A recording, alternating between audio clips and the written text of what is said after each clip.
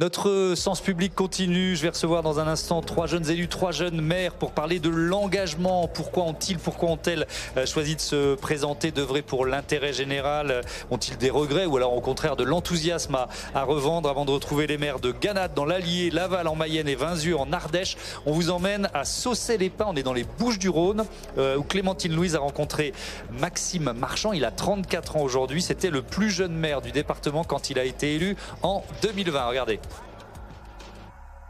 Des piles de courriers, une boîte mail surchargée. Tous les matins, Maxime Marchand fait du tri. Là, par exemple, j'ai des mails 22h57, 23h25, 23h26, 23h39, minuit 17.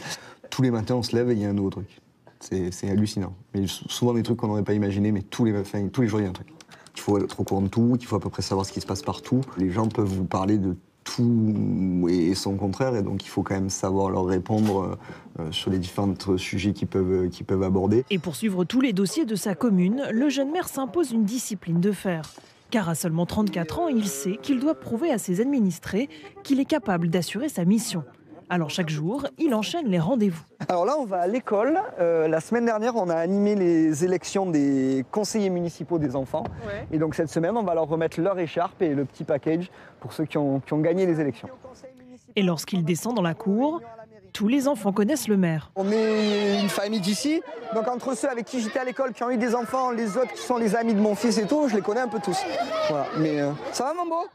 Il faut dire qu'avant même son élection, Maxime Marchand n'était pas un inconnu à Saucey-les-Pins. Très présent dans le monde associatif, les habitants avaient déjà son nom en tête. Mais de là à enfiler l'écharpe de maire du village, à seulement 29 ans. Au début, il a dérangé, il ne faut pas se leurrer. Il a dérangé, il a tout dérouté, tout le monde. Il arrivait dans les commémorations en tennis, blanches, de marque, on s'en fiche, mais correctement, avec un costume. Et ça, déjà, ça a surpris. Moi, j'avais découvert Maxime lorsque j'étais donc je siégeais avec lui dans l'opposition, et j'avais vu de suite, avec d'autres élus bien sûr, sa capacité.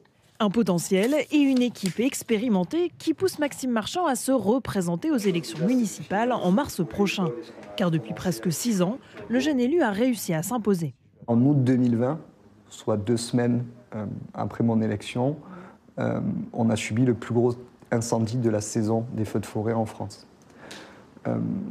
C'est ce jour-là qu'est mort mon syndrome de l'imposteur. Ce jour-là, je me suis retrouvé à la tête d'un dispositif de près de 800 sapeurs-pompiers. Je me suis dit que si j'avais réussi à gérer ça, je pourrais à peu près tout gérer et j'arriverais. Et si Maxime Marchand a appris à gérer une commune de près de 8000 habitants, il a aussi appris à réorganiser sa vie. En 15 minutes, il va chercher sa fille avant de retourner à son bureau. Il faut s'habituer et en fait comprendre que tous les moments de la vie deviennent des moments de travail. En fait. On décide que sa vie entière est dédiée à son travail et que même dans les moments familiaux, personnels, etc., à tout moment, je suis en train de faire un câlin à ma fille, on vient me parler et on vient me dire qu'il y a un problème pour une poubelle, pour un lampadaire, pour quelque chose. Et ça, faut l'accepter parce qu'en fait, on devient un personnage public.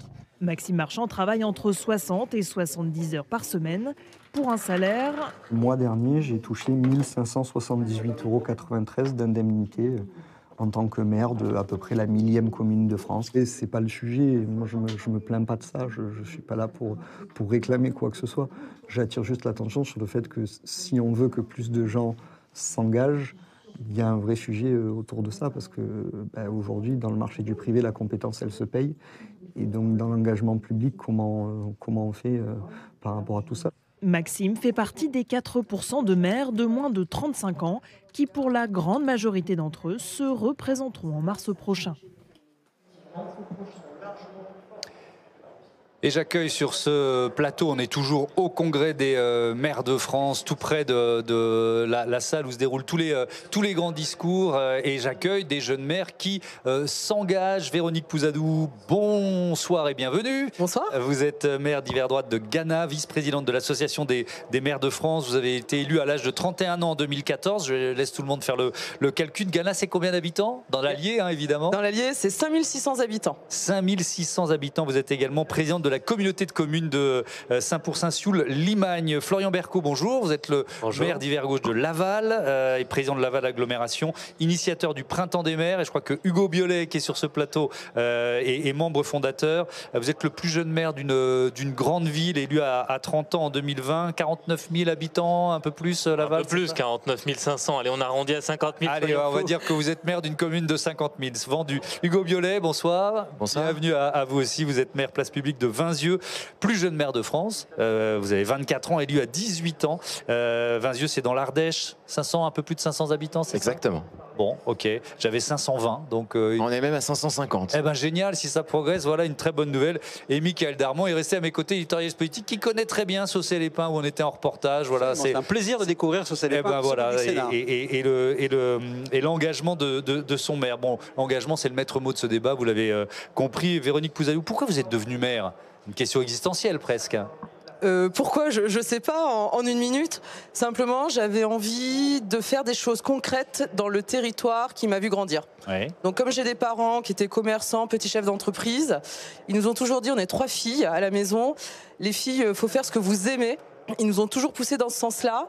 Et au fur et à mesure de mes études, je suis tombée dans la marmite, tout simplement. Et un jour, on m'a dit, où est-ce que tu veux acheter ta baguette de pain et tu veux servir? Et j'ai dit, à Ghana, dans l'Allier, c'est le territoire d'où je suis née. Et donc, on m'a dit, tu prends tes valises, vu que j'étais parisienne à l'époque. Et je suis rentrée dans des cabinets ministériels? J'ai bossé en cabinet ministériel et collaboratrice parlementaire. Après des études de Sciences Po et de master de gestion des collectivités territoriales, mais plutôt destinées à l'administration. Et au fur et à mesure des études, je voulais être, c'est affreux ce que je vais dire, mais la personne en responsabilité qui fait. Ouais. Et donc voilà, et à force de travailler avec des personnes qui m'ont donné l'envie. C'est une bonne définition d'un maire, ça. La personne en responsabilité qui fait, qui agit. Et donc j'ai la chance d'avoir un territoire et voilà. Hugo Biolay, qu'est-ce qui pousse un tout jeune adulte? Vous avez 18 ans, on a dû vous la poser 250 fois, tous les journalistes doivent vous la poser, mais je suis obligé. Qu'est-ce qui pousse un tout jeune adulte à se présenter à une élection municipale? En fait, de la même manière, moi, j'ai toujours grandi dans ce village qui est Vinzieux. Depuis que je suis gamin, je suis dans le village. Et il a grandi un petit peu avec moi. Et quand je me suis rapproché de mes 18 ans, j'avais plein d'idées dans la tête. Et je me suis dit, mais ces idées, c'est à toi, c'est ta responsabilité si tu as envie d'en faire quelque chose. Et en fait, assez vite, il s'est passé plein de choses. Et je me suis retrouvé à monter en 2019 une liste pour un travail d'équipe, parce que je rappelle toujours que c'est un travail d'équipe, une élection municipale, et cette envie de faire, cette envie d'être utile, elle m'a poursuivi jusque dans ce mandat. Oui, on a entendu dans le reportage que le jeune maire de cette commune de Saucé dit j'ai eu le syndrome de l'imposteur, il est passé assez vite grâce à un gros incendie sur lequel je me suis retrouvé aux manettes. Je vous poserai cette question du syndrome de l'imposteur, mais Florian Bercot, vous êtes retrouvé donc à la tête d'une commune de 50 000 habitants à 30 ans. Est-ce que vous vous êtes dit, ils sont quand même audacieux les Lavallois, d'une certaine façon, de confier les clés à un jeune maire? C'est pas faux que d'élire un jeune maire de 30 ans avec une équipe municipale, avec une expérience limitée, c'était audacieux, mais c'est sans doute l'envie justement d'un renouvellement, d'un projet, d'une vision. L'envie du changement, l'envie de la dynamique, et ça c'est ça que je retiens. Et d'ailleurs j'ai été élu, et une des premières missions à gérer, c'était le Covid. Rappelez-vous, la ville dont l'épicentre de la deuxième vague était, c'était Laval. Donc quelques jours après mon arrivée en fonction, j'avais les 15 journalistes de la presse française qui étaient là, et j'ai fait tous les JT de donc France 2, TF1 et Public Sénat évidemment. J'espère bien. Et donc ce syndrome de l'imposteur, je rebondis là-dessus, première crise rapide, ça s'évanouit assez vite. Est-ce que vous ne l'avez jamais eu d'ailleurs? Est-ce qu'il y a un moment, quand on a 30 ans, qu'on devient maire, on se dit voilà, mais est-ce que je suis à ma place, quoi? C'est presque l'inverse finalement. On a beaucoup de certitudes quand on est candidat et sans doute beaucoup de questions quand on exerce les fonctions. Donc je crois que je finis le mandat avec plus de questions, mais en tout cas l'envie de toujours servir les autres. C'est pourquoi je me suis engagé à l'image de mes collègues maires. Est-ce qu'en étant élu aussi jeune, vous l'avez ressenti, ce syndrome de l'imposteur? On a toujours des doutes, en fait. On a toujours plein de doutes. Et moi, ce que je me suis dit au moment d'être élu, c'est méfie-toi du moment où tu n'as plus ces doutes. Et donc, syndrome de l'imposteur. Il faut y être journaliste, c'est une vraie qualité journalistique, la capacité à douter. Il faut toujours se remettre en question parce qu'on fait beaucoup de choses dans des villages. On a aussi beaucoup de reconnaissance et il faut l'admettre parce qu'on a beaucoup de temps où on discute avec les habitants, avec d'autres et des moments aussi comme le congrès des maires aujourd'hui. Mais il faut toujours se demander, mais est-ce qu'on va dans le bon sens? Est-ce qu'on n'aurait pas pu faire un petit peu mieux? Et c'est des questions qu'on se pose en équipe ensemble avec le conseil municipal chaque année. Mais est-ce que, je pourrais vous poser la question à tous les deux, je vous la pose, Véronique Pouzadou, mais est-ce que dans le regard de certains, évidemment, pas tous les administrés, mais il y en a qui vous regardent en disant vous êtes quand même un peu trop jeune pour faire pour gérer la ville, quoi. En fait, c'est assez rigolo comme anecdote parce qu'au début, t'es jeune, t'es pas connu. Bon, les autres, on leur dit vous êtes trop vieux, vous êtes trop connus, donc on n'est jamais bon. Oui. Moi, j'ai eu la chance d'avoir une opposition qui a tout de suite sorti des caricatures sur moi. D'une extrême violence. Et en fait, je suis passée de Véronique Pouzadou, jeune maire, à tout de suite dans la ville, Madame le maire. Tout de suite, on n'attaque pas le statut de la personne en qui on a décidé de faire confiance. Ouais. Donc, au final, non, ça fonctionne. Et puis les gens, au fur et à mesure, ils vous voient travailler. Ils vous voient présents, ils vous voient travailler, ils voient les choses qui se passent. Et en fait, ça se passe avec eux. C'est surtout ça, on a la chance de dire que ça se passe avec eux, les transformations. Ouais. Hugo, Biolay ? Moi, j'ai une petite anecdote. Je me suis, heureusement pour moi peut-être, pas beaucoup posé la question de l'âge quand je me suis engagé parce que j'avais toute cette motivation. Par contre, un peu d'inconscience aussi, peut-être. Peut-être. Par contre, cette question, on se l'est beaucoup posée pour moi. Et quand je suis rentré en campagne, la première réunion publique que j'avais faite, l'objectif c'était d'être sérieux. J'apprends, je fais une heure de réunion publique sur le programme qu'on a construit sans notes. Et derrière, j'ai des questions sur mon âge. Que là-dessus, pas sur le programme. Pas du tout sur le programme. Et il a fallu bosser quelques mois et arriver au mois de février, juste avant les élections, pour que les questions se déportent de l'âge au programme. Et ça, c'était la première belle victoire que l'on a eue. Vous mettiez une cravate en campagne pour donner l'impression d'être un peu plus âgé. Je me souviens de mes premiers JT, j'avais 27 ans, pardon de raconter ma vie, mais la cravate c'est très très important pour se donner un peu d'importance. Hein.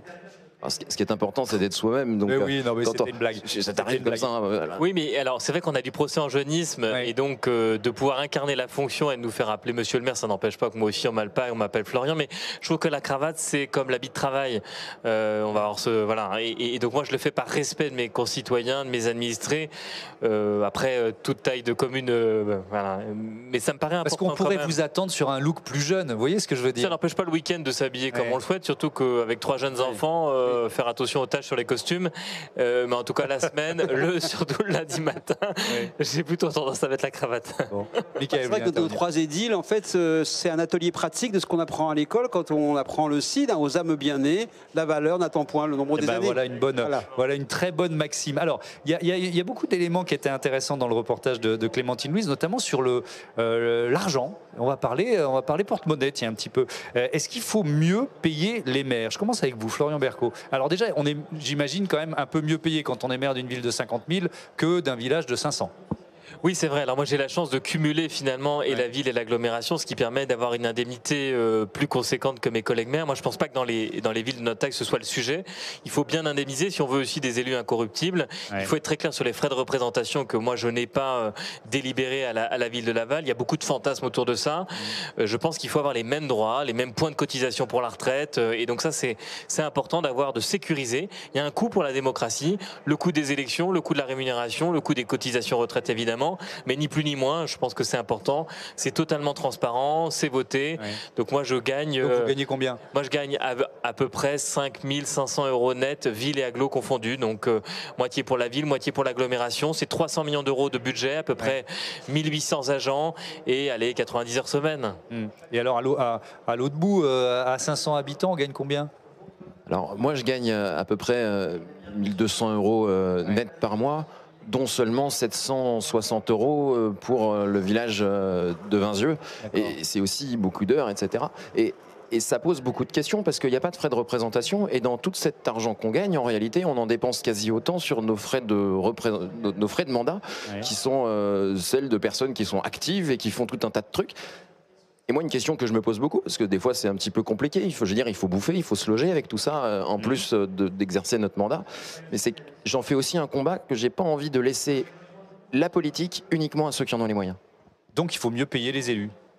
Sur ces tranches de collectivité, oui, parce que ça empêche un certain nombre de personnes soit d'accéder au mandat, soit de faire les choses correctement. Parce que si on est obligé... Il y a un certain nombre de collègues qui bossent à côté et qui le font pas forcément par choix. Et ben derrière, on ne peut pas forcément aller siéger partout parce qu'il y a plein de réunions en journée, il se passe des choses tous les jours. Et je le vois aujourd'hui en tant qu'étudiant, plus je suis en école, moins je peux traiter des sujets finalement d'actualité du territoire pour lesquels on m'attend quand même. Qu'est-ce que vous étudiez ? Alors, je suis à Grenoble, à Sciences Po. Je crois d'ailleurs qu'on a fait exactement les mêmes études. D'accord. Bon, ben voilà, il y a quand même une cohérence. Alors, je pose un peu la même question, et puis on peut lier à la question de la rémunération le temps. Qu'est-ce que ça représente d'être maire d'une ville comme Gannat? Je rappelle que c'est 5600 et quelques habitants. Vous êtes également présidente de la communauté de communes. Qu'est-ce que ça représente? C'est un boulot à temps plein, ça. La politique est votre métier. Aujourd'hui, la politique est mon métier. Ne sera peut-être pas demain, parce que je pense que dans la vie, on peut avoir plusieurs vies. Et ça, c'est important aussi de se dire qu'il ne faut pas s'habituer à être l'élu. La démocratie, on peut la vivre autrement. Mais on a des indemnités. Moi, ce que je tiens à dire, c'est que le poids de la responsabilité, il est le même qu'on soit dans une commune plus importante avec des services ou dans une petite commune avec moins de services. À un moment donné, c'est important. Moi, c'est simple, hein, ce que je dis sur la responsabilité, à Gannat, c'est suffisant qu'à 4 h du matin, c'est le maire, le pompier, le gendarme. À partir de là, ça prouve de quoi on est capable et comment on va. Les heures, on les calcule pas. Non, parce qu'en fait, vous êtes maire. C'est 7 jours sur 7, 24 sur 24. Oui. On a des services, on a surtout des adjoints, des vice-présidents. Mais en tout cas, la responsabilité n'attend pas. Donc, on est là. Oui. Effectivement, c'est-à-dire que vous pouvez... Alors oui, il y a des moments quand même pour la vie perso. Toujours la nécessité, il ne faut pas faire croire que justement on est des surhommes et il faut garder des temps personnels, des temps familiaux, surtout quand on se construit à mon âge. Moi, je peux témoigner, j'ai eu 3 enfants sur le mandat, donc 3 congés paternité. J'ai une pensée pour aussi toutes les femmes mères qui s'engagent.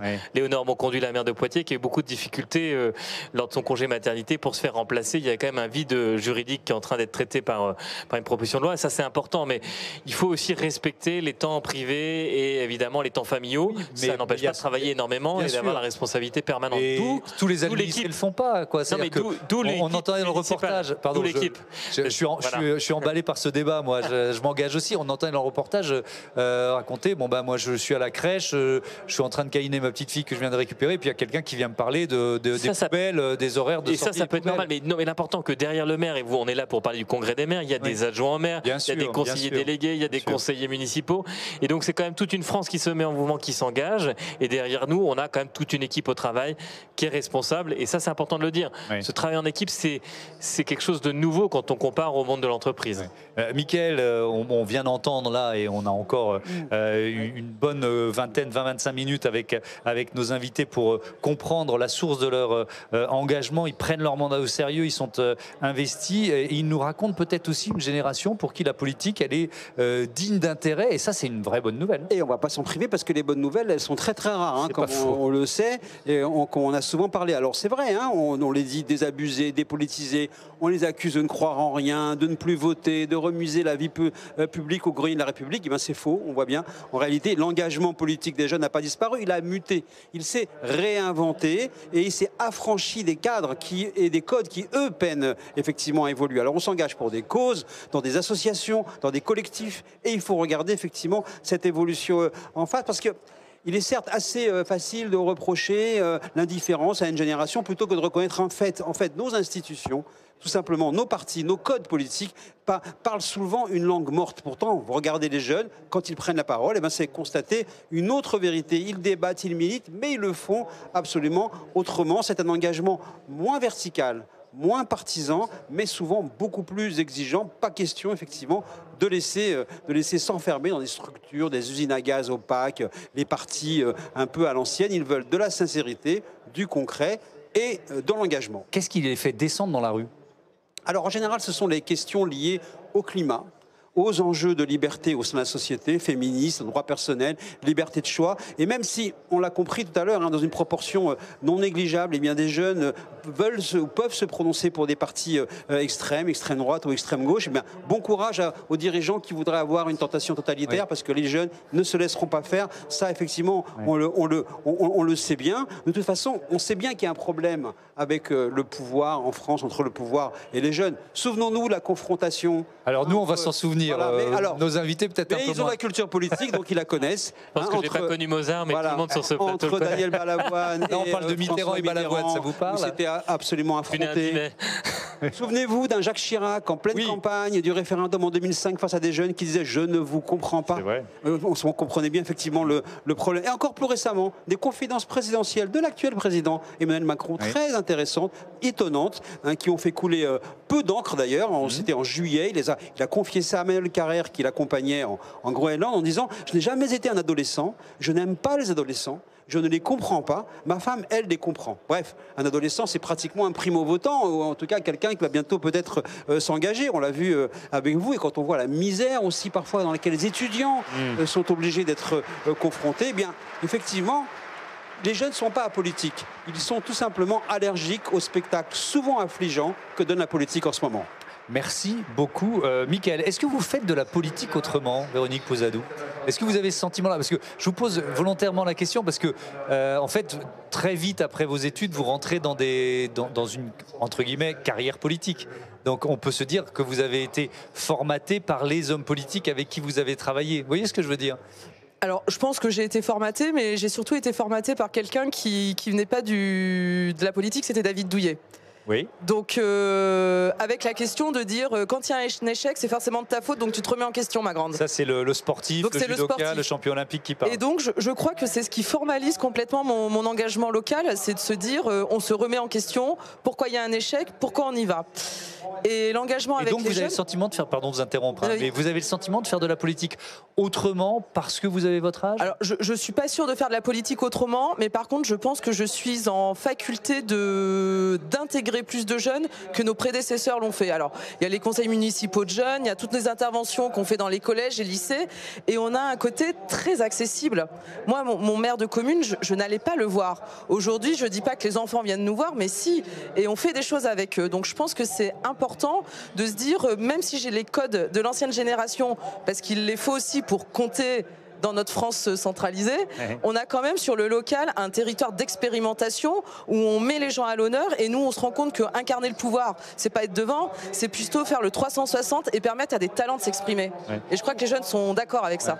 Alors je peux poser la question en positif ou en négatif, je vais la poser en négatif. Qu'est-ce qui vous énerve dans la politique aujourd'hui, Hugo Biolay? Et que vous voulez changer en fait? Moi, ce qui m'énerve dans la politique, la première chose, je dirais, c'est quand on dit qu'on ne fait pas de politique. Parce que je pense que l'attente des jeunes aujourd'hui, c'est justement qu'on refasse complètement de la politique.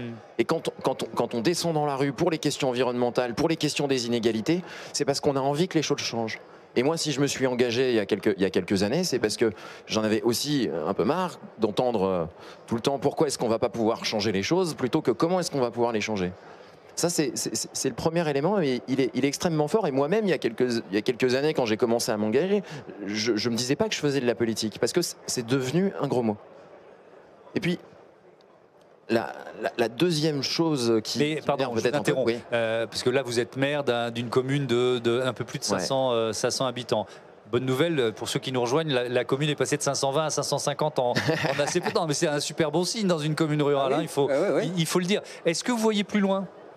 Je vous regarde, je me dis, tiens, quelle ambition il a, Hugo Biolay? Alors, du coup, le deuxième truc qui m'énerve... c'est cette question de journaliste insupportable. En politique, c'est toujours cette question du coup d'après. Moi, là, je suis sur ce mandat, mais bien sûr que j'ai 24 ans, que la vie est encore longue, qu'il va peut-être se passer des trucs. Mais si moi, je commence à me dire, à arriver avec un plan de carrière tout fait, parce que moi, Hugo Biolay a envie de faire des trucs, etc., mais en fait, on va nulle part et on reproduit les schémas en fait qui sont les schémas pour lesquels je viens et pour lesquels je me suis engagé. Je ne sais pas d'ailleurs si on peut faire de la politique autrement, parce que qu'est-ce que ça peut vouloir dire pour vous? Qu'est-ce que ça veut dire? c'est peut-être aussi cette innocence qu'on vient apporter. Moi, un exemple, en début de mandat, je suis rentré dans toutes les classes du CPE au CM2 à la rentrée scolaire de septembre pour rencontrer les jeunes et puis passer un message républicain. Finalement, je le fais tous les ans.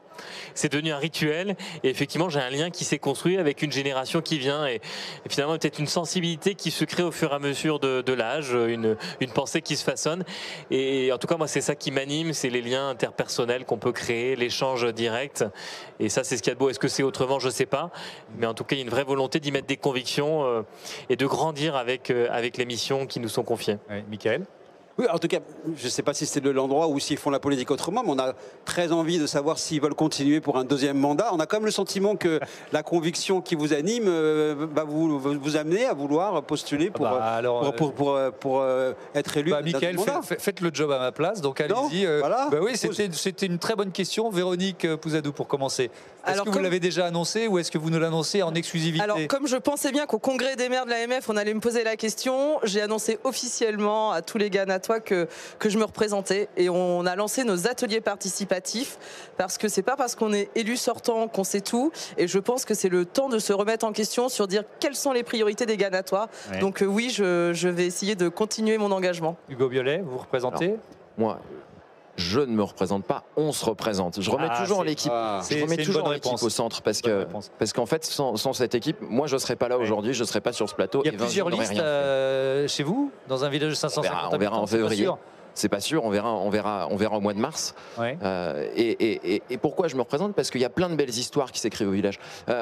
Dans votre bout de chronique, dans votre intervention, vous disiez.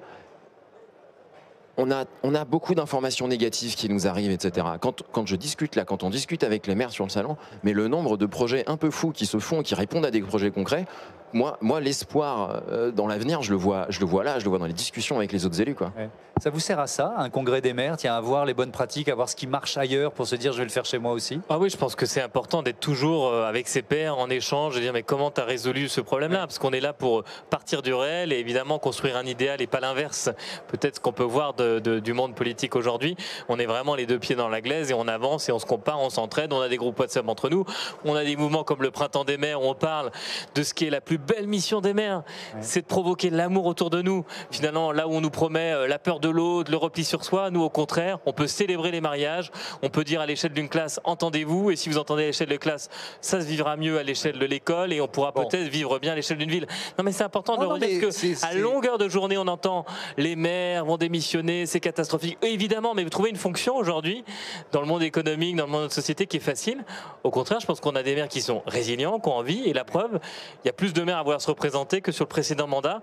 Effectivement, on l'a dit en début d'émission, nous sommes un peuple d'engagés, et ça c'est important de le retenir. Oui. Un peuple d'engagés, c'est 900 000 Français qui vont se présenter sur les listes électorales, comme l'a très bien rappelé Hugo, 900 000 Français. Et quand même, et je vais donner la parole à l'un d'entre eux, certains qui décident de ne pas y retourner, notamment parce qu'ils considèrent que leurs administrés sont trop ou de plus en plus exigeants. Écoutons Marc Archer qui, après 2 mandats à la tête de Saint-Cyprien dans la Loire, a décidé de jeter l'éponge. Aujourd'hui, c'est plus seulement quelque chose, un engagement, c'est un sacerdoce. Je suis fatigué de l'exigence des administrés qui sont de plus en plus exigeants. Malheureusement, le sens d'une certaine convivialité, d'une certaine solidarité a disparu ou s'estompe tout au moins. Et c'est fort regrettable parce que dès qu'il y a quelque chose, c'est le maire qui est responsable. Les feuilles qui tombent, les glands ou les coqs qui chantent. Bon, un ras-le-bol de maire, il est peut-être pas forcément majoritaire, mais ça existe aussi. Moi, ce qui m'intéresse dans ce qu'il nous décrit, et je veux bien commencer avec vous, Véronique Pouzadou, c'est le côté, on l'a évoqué en première partie d'émission, le côté citoyen-consommateur. Très exigeant ou de plus en plus exigeant. Je ne sais pas si vous le ressentez, vous, dans votre commune de Gannat. Si, et puis je pense que le thème du congrès veut tout dire, les communes, liberté. Liberté, oui. Je crois qu'on a 2 grosses contraintes. La première, c'est vis-à-vis de l'État, que je mettrais en premier, où c'est vrai qu'on peut avoir beaucoup de normes, beaucoup d'avis contradictoires, beaucoup de concertations, où en fait chacun a le pouvoir de vous dire non à votre projet, mais un ne peut pas vous dire oui au projet global. Donc nous, ça nous empêche d'avancer, donc ce qui peut épuiser, parce qu'au fur et à mesure des mandats, et pour les maires qui ont fait plus de mandats, ils se rendent compte que ce qu'ils faisaient il y a 15 ans, il leur faut beaucoup plus de temps. Je ne parlerai pas encore des moyens. Et la deuxième chose, c'est qu'aujourd'hui, on est dans une société où tout semble rapide, tout peut se zapper vite et tout se consomme. Et en fait, la démocratie, l'engagement, ça met du temps. Et ça, c'est vrai que parfois, on a oublié que la confiance, ça se crée dans le temps.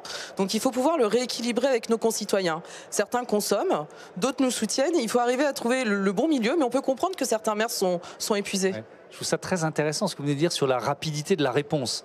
C'est vrai, Florian Berco, qu'on est comme consommateur, peut-être que c'est une mauvaise ou une très mauvaise habitude, habitué à aller sur Internet, commander et se dire comment j'ai pas reçu le colis déjà, il faudrait qu'il soit arrivé presque dans la demi-journée. Vous voyez ce que il y a une envie de rapidité, il y a une envie d'efficacité du service public, et à la fois elle est légitime, elle permet évidemment la qualité du service public. C'est pour ça qu'il faut évidemment des moyens, et je crois que la politique, c'est l'art de la priorisation.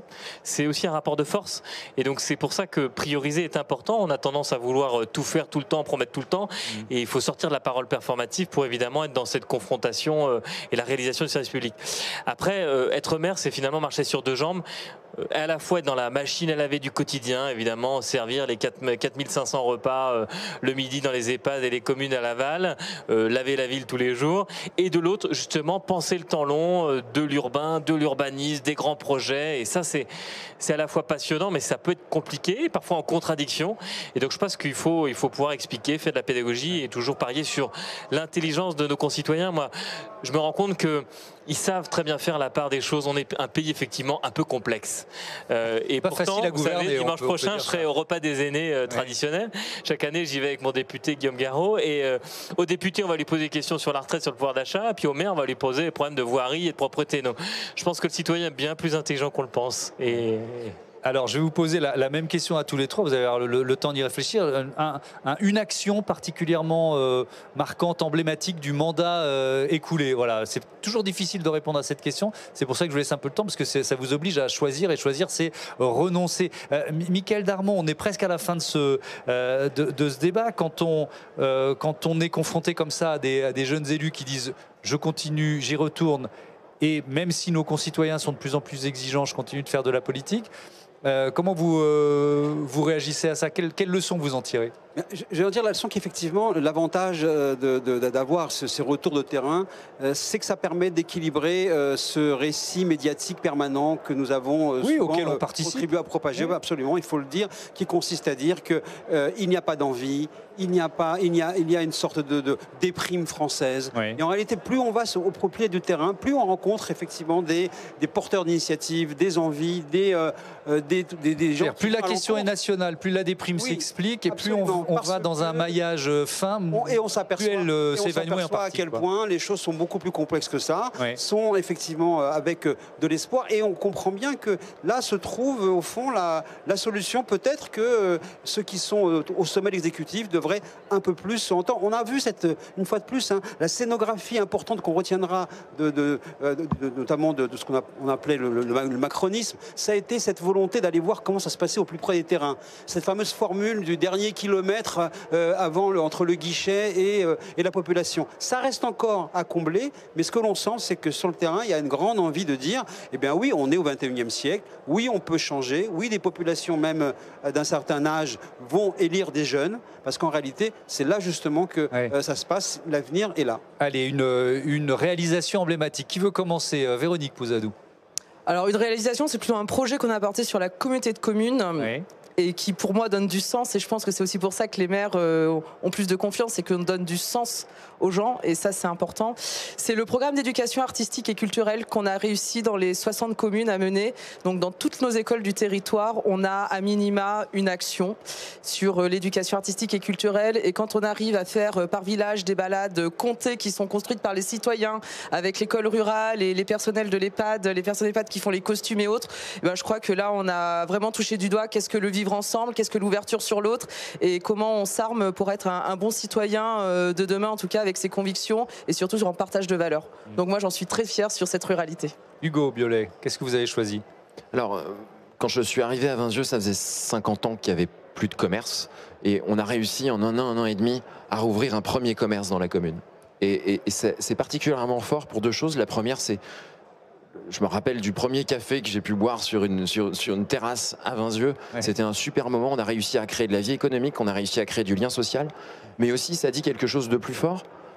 Ne serait-ce qu'il y a 5 ans et demi, 6 ans, personne ne voyait un commerce à Vinzieux. Et grâce à des porteurs de projets, grâce maintenant même à un enfant du village qui a repris l'affaire, en fait, personne ne voit Vinzieux sans son commerce. Et ça, c'est un vrai changement de mentalité. Moi, ça m'inspire beaucoup pour tout le reste. Qu'est-ce que vous avez fait? C'est-à-dire la mairie a aidé, subventionné, le local, pas de loyer. Enfin, je sais pas, j'imagine ce que vous avez pu activer comme levier. On a des porteurs de projets qui sont venus et qui nous ont dit, nous, on veut faire quelque chose dans votre commune. Oui. Et nous, on est venus, on a investi le foncier, on est allé faire quelques travaux pour qu'ils puissent s'installer convenablement et puis aussi pour maîtriser, parce que la maîtrise du foncier, et c'est pas au maire que je vais l'apprendre, c'est quelque chose qui est fondamental dans la vie d'une commune. Oui. Alors, votre réalisation emblématique, nous, on a beaucoup transformé la ville, notamment le centre-ville, mais ce qui m'a beaucoup marqué, c'est malheureusement les émeutes qu'on a connues, et évidemment, Laval n'a pas été épargné. Et donc, nous, avec l'équipe municipale, on s'est dit, mais on a loupé quelque chose, soit auprès des jeunesses, cette violence inouïe, complètement condamnable, et donc on s'est dit, mais il fallait redonner la parole aux habitants. On a développé une convention citoyenne pour les quartiers populaires, en tirant au sort 50 Lavallois, une majorité issue des quartiers populaires, des bénéficiaires du RSA, et on a créé les conditions pour les écouter. C'est discret, mais pourtant qui vivent dans nos quartiers, on leur a donné la parole en les indemnisant, en gardant les enfants, en les déplaçant pendant 3 week-ends à l'hôtel de ville. Et ce qui ressort, c'est un manifeste et un plan d'action.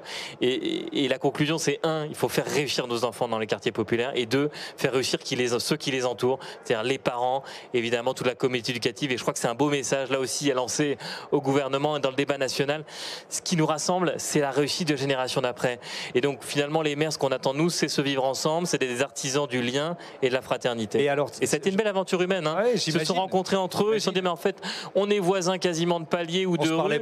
On se parlait pas, et ça a été, on a pris en parrain et marraine Jean-Louis Borloo et Emmanuel Cos, et ça a été une odyssée humaine, on va dire, une épopée lavalloise, a dit Jean-Louis Borloo, et ça m'a beaucoup marqué humainement. Et qu'est-ce qui en est... Parce qu'on discutait dans notre premier débat des demandes des citoyens qui parfois reprochent aux maires des faits pour lesquels ils n'ont pas le levier, ils n'ont pas le pouvoir, tout simplement. Est-ce que dans cette convention citoyenne que vous avez mise en œuvre, finalement, il y a des demandes qui sont sorties et puis vous êtes obligé de dire, ok, j'aimerais bien le faire, mais c'est pas de mon pouvoir? Oui, en fait, dans une convention citoyenne, et ce qu'a pas forcément fait le président de la République, c'est pas s'engager à faire tout ce qui va ressortir, parce que moi j'ai toujours dit, je ferai ce qui est de la compétence communale, intercommunale, et on l'a expliqué. Et ensuite, on a développé une conférence des parties prenantes où on a été voir les autres collectivités, l'État dans toutes ses dimensions, et chacun a pu répondre au manifeste et s'engager à mener des actions. Il y a eu la CAF, l'éducation nationale, la justice, le commissaire. Et en fait, ce qui est important dans une politique, c'est la mobilisation collective, c'est d'aligner les intérêts et de faire bouger les lignes. Et ce qu'on a réussi, c'est remettre sur le devant de la scène la question des quartiers populaires, celle finalement dont on s'intéresse quand il y a des émeutes, quand il y a des problèmes. Or, au contraire, c'est là le réservoir de nos talents, de la jeunesse. Moi, j'y crois. Et si on ne s'en occupe pas par conviction, je pense qu'il faut le faire par nécessité pour faire nation. Vous parlez de la jeunesse, justement. Je pense que cette enquête publiée ce matin ne vous a pas échappé. Enquête Opinionway pour les apprentis d'Auteuil. C'est la 6e édition du baromètre des apprentis d'Auteuil. Et on y dit que 66% des jeunes se sentent relégués au rang de citoyens de seconde zone, jugés non prioritaires dans les décisions publiques. Ça, c'est le chiffre global. Et alors, en zone rurale, on monte à 72%. Hugo Biolay, ce sentiment-là d'être un citoyen de seconde zone quand on est jeune en milieu rural, est-ce que vous l'avez ressenti? Est-ce que vos amis l'expriment ou pas? Oui, alors je découvre là ces chiffres-là, donc je vais pas forcément les commenter. Par contre, effectivement, en fait, il faut s'imaginer quand derrière ça, il y a le fait qu'il y ait moins de services publics, difficultés de mobilité. Enfin voilà, on peut imaginer tout ce qui complique la vie d'un citoyen en zone rurale. Je me souviens, chaque année ou quasiment tous les ans, je vais discuter avec un certain nombre de jeunes sur un bel événement qui s'appelle la Giraton en Ardèche, qui fait dialoguer des élus et des jeunes. Et souvent, c'est des gens qui sortent du collège, qui sortent du lycée, qui arrivent et en fait qui disent mais nous on n'est pas écoutés, on n'est pas écoutés au collège, on n'est pas écoutés au lycée. Derrière, quand on veut prendre notre indépendance, c'est très difficile sur les questions de vote, etc. Et on a une responsabilité immense à impliquer. Et moi, j'ai plutôt une expérience inverse à Vinzieux, mais c'est lié à ce qu'on fait.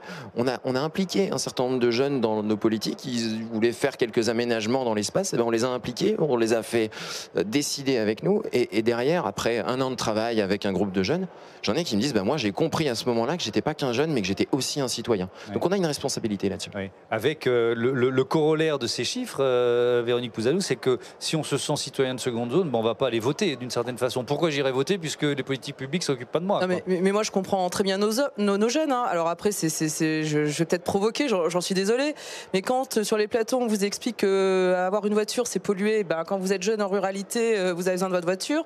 Quand on vous explique qu'il faut fermer les écoles rurales parce qu'il faut 21 élèves devant le tableau Excel et qu'on ferme et qu'on relègue, et qu'on nous dit mais parce que dans les études on voit que les résultats sont moins bons, vous êtes fait croire à votre jeunesse en ruralité qu'elle est plus bête qu'ailleurs. Donc en fait c'est tous ces signaux qu'on donne petit à petit. Ils veulent être agriculteurs, on leur dit il faut plus manger de viande. J'exagère un peu volontairement. Donc je comprends que le discours national de bien-pensants n'est pas adapté à nous, parce que je dis nous, voilà. Donc après, oui, ils vont aller voter ces jeunes. Ils vont pas voter ce que l'on aimerait dans la bien-pensance. Oui, ils vont aller voter. Moi, je suis persuadée qu'au présidentiel, ils iront voter, ils s'exprimeront. Aujourd'hui, c'est une majorité là, vous avez le silencieuse. sentiment, pardon de vous interrompre, vous avez le sentiment qu'ils vont aller voter là pour ces élections municipales? Au municipal, certains iront voter, oui, certains n'iront pas, ça, on le verra. Mais je pense qu'ils ont une capacité de se mobiliser aujourd'hui. Est-ce que vous voyez poindre un scrutin particulièrement mobilisateur, Florian Bercot? Des jeunes et pas seulement des jeunes. Oui, en tout cas, ce que je souhaite, c'est que évidemment, il y a autant d'élections municipales que de communes, et faire croire sur les plateaux télé que le national va avoir un impact énorme. Évidemment, à force de sondage, on va faire peur à tout le monde. Mais je pense qu'il y a autant de dynamique que d'élections municipales. Par contre, la réciproque n'est pas vraie. Il me semble que les résultats des élections municipales et la coloration que ça donnera aura un impact sur la présidentielle. En tout cas, j'en suis convaincu. Oui, c'est fédérateur parce que à la fois, il y a une dynamique d'équipe, une dynamique de projet. Il y a du débat public qui est serein parce qu'il est autour des projets. Il est presque finalement politique au sens noble du terme. Il n'est pas de se dire la couleur qu'on représente, mais est-ce que vous êtes pour la rénovation de la place centrale qui a été menée à Laval avec Céal Gourmande, ou vous êtes pour autre chose? Et donc, c'est le temps des alternatives, du projet. Il y a ceux qui décident évidemment pendant une campagne de co-construire, et puis il y a ceux qui présentent des projets. Donc, moi, je trouve que c'est fédérateur, c'est parlant, c'est concret. C'est loin de la parole performative, au contraire. On sent qu'il y a un pouvoir de changement. Pardon. Est-ce que vous vous présentez avec une étiquette politique d'un parti politique, ou est-ce que vous maintenez une sorte de flou? Moi, en tout cas, j'ai toujours été fort sur mes valeurs de gauche, de solidarité, de transformation environnementale, de démocratie, de participation. Ça me paraît important. Par contre, effectivement, ça restera une liste citoyenne soutenue par des partis politiques. Les partis politiques structurent la vie politique. On a besoin d'eux. On a besoin de partis politiques forts. Mais aujourd'hui, dans une élection municipale, c'est d'abord les hommes et les femmes de valeur engagés et le projet qui compte. Et sans doute que, pareil, pour le national, une source d'inspiration, c'est de vouloir avoir cette volonté de faire, de choisir, de prioriser et d'avoir un projet, une vision claire pour la France.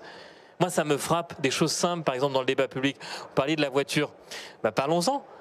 Quand est-ce qu'on met en place du leasing social électrique dans nos communes rurales, fabriqué par nos industriels, nos champions français, et on recrée de l'emploi, on réinvestit. Il y en a eu, ça a tellement bien marché qu'il a fallu couper les budgets. Parce que non, on l'a pas fait, on le fait pas, on nous fait croire. Voilà, c'est à l'image des politiques sur le nucléaire qui a pu être fait sous Pompidou. On peut investir massivement dans l'automobile bas carbone, électrique, mise à disposition pour nos communes rurales, parce qu'on sait qu'il n'y a pas d'alternative aujourd'hui. On ne pourra pas mettre de tram ou de métro dans vos communes. Ça, c'est des visions, et c'est là où le débat public devrait se porter. Merci beaucoup, merci à tous d'avoir participé à ce débat. C'était passionnant, et ça faisait beaucoup de bien de vous entendre l'une et les autres, voilà, pour essayer de parler en bon français. On vous souhaite un très bon congrès des maires, un bon retour dans vos communes respectives. Voilà, c'est la fin de ce Sens Public. Rendez-vous demain 18h, 22h sur Public Sénat. Nos débats, vous le savez, vous pouvez les retrouver sur la plateforme publicsénat.fr, nous réécouter en podcast, et puis je vous donne le rendez-vous de la matinale, rendez-vous politique. Oriane Mancini reçoit le ministre du Travail et des Solidarités, Jean-Pierre Farandou. Il sera à 8h du matin. Belle soirée. Salut.